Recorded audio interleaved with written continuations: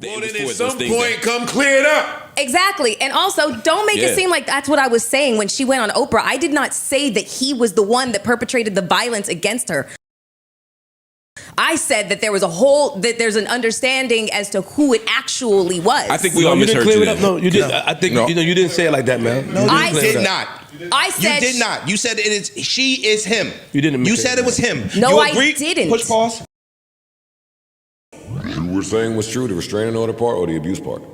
All of the above, and because she goes on to describe the effect that it had on her and her attempt directly afterwards. Where did she describe this? She describes it on Oprah.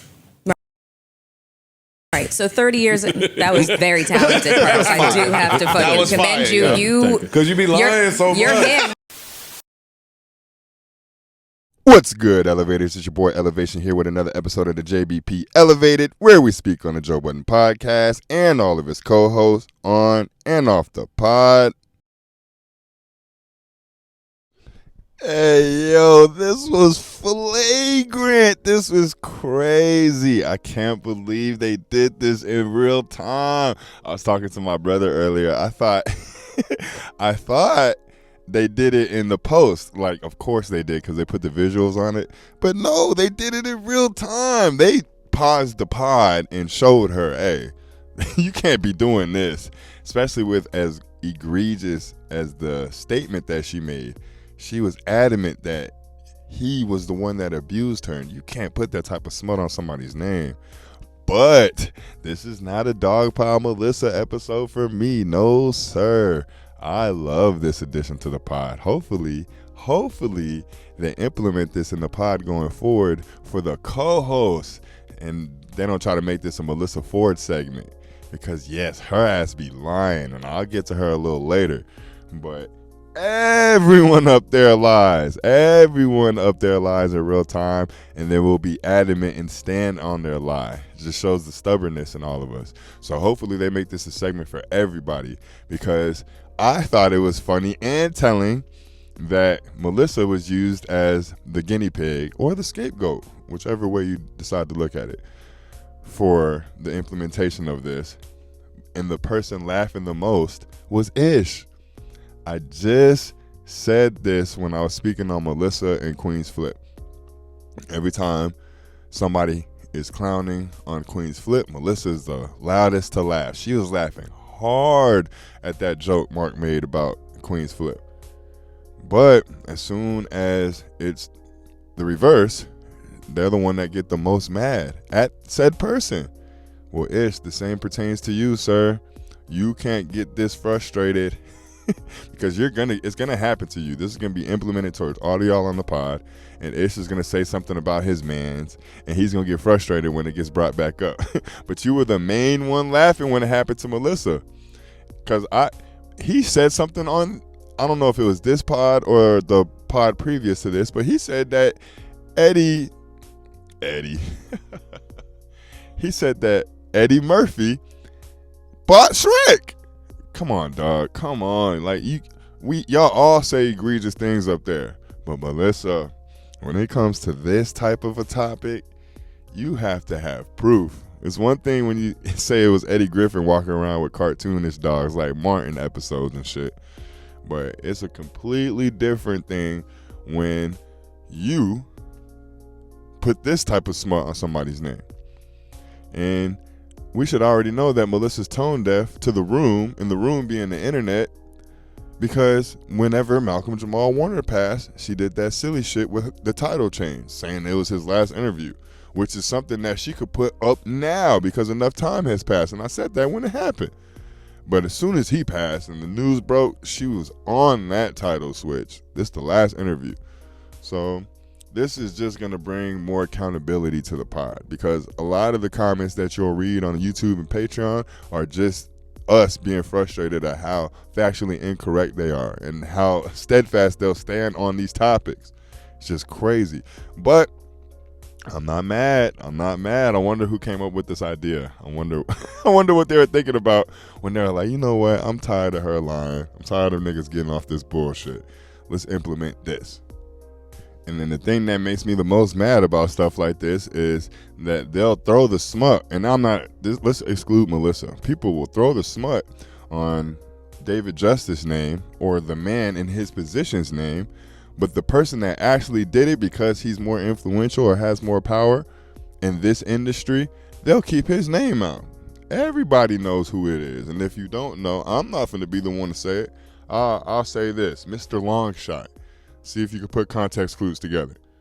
But everybody is going through their own thing, and they'll be too afraid to say who actually did it, but they'll put smut on somebody else's name. But enough of that, because I don't even like covering topics like that. I will say this, though. The gender war beef, quote unquote, that they normally go on, it didn't feel as bad today, especially since they're going to call Mel out. Got to pay attention to that going forward. Who has control of the edit button or the instant replay button? Because it's still 5 men against 1 woman. That's why I don't want it to turn into a male session. I want everybody to get called out. But these are going to be the sessions where they use it the most, is the gender wars. But Lamont Hill made his return. And I'm starting to realize how Mark does not fuck with the black guys. He don't fuck with us. If we're a little braggadocious or if we're carrying ourselves in a way he doesn't approve, he's going to shit on us. I felt like that Shadur hate was unsolicited. What you mean it's a nothing burger? I understand what you're saying, and it makes sense. But if he would have played terribly, they would have put a whole bunch of stock into this. And then Lamont Hill would have been like, I told you so. See, I already knew, and he got drafted at 5th round for a reason type shit. Like, nah, nigga, you got to stand on our side even if you're not in agreement with us. What do they always say? You defend in public, chastise in private. But unfortunately, this podcast isn't private. Nigga, it's public. So you defend that boy. It's like we're supposed to be defending Angel Reese. And I heard something from Jason Whitlock. He's talking about she's faking the injury. She's trying to make sure she made that All-Star team fake the injury. And even if we think that's true, we got to defend her publicly, and we can discuss that privately. Like, Angel, you full of shit privately. We can't say that publicly. But nah, shout out to Mark, because the energy on the pod is different when one of the co-hosts is missing, but when they're such an integral part like Mark is, you can feel their presence from a mile away. So I'm glad he made a return. I was going to make a video on it yesterday, but his presence being missed isn't the same as Joe. So only when Joe misses episodes do we make the speculations on when they're coming back. But Mark Lamont Hill came, asserted his presence, came out with another story, even in his tribute to all of his colleagues, and apologized for laughing. But it just seems like a play. He'll come up with some traumatic shit, some personable shit, and some funny shit. That's his play, his 3 majors. And he already hit the traumatic shit. And the personal with one blow. All of his colleagues in Gaza having been murdered is crazy. But unfortunately, the play is, I'm going to divulge it over here, make sure I get my Potter of the Month reps up. But Joe's waking it up. Hopefully he gets on his messy shit, because although we want the pod to mature, the pod is at its best when Joe is on his messy bird shit, or whenever he's going through something and he's willing to speak on it. And he possibly could be going through something with his lady, but he's not willing to speak on that yet, so I'm not even going to speculate on that. But, hey, I'm telling y'all right now, there's absolutely an episode on Parks coming out. Parks has had it up to here with Joe. He's done with Joe. Not really, but if you know how motherfuckers operate, you know I'm being serious. But like the video if you like the video. Subscribe to the page if you haven't. If you have, you already know how we rock it. You already know what it is with us. You already know how we moving over here, man. Go check the Patreon, dog. Just put an upload today. I heard the shots at the end of the pod. I address it over there. It's booming, man. We 5 away from 50 paid members, dog. We 30 away from 200 overall members. I don't even know what to say outside of I appreciate y'all. We gonna keep running it up. The content over there you will never see on YouTube. It is 2 totally different videos.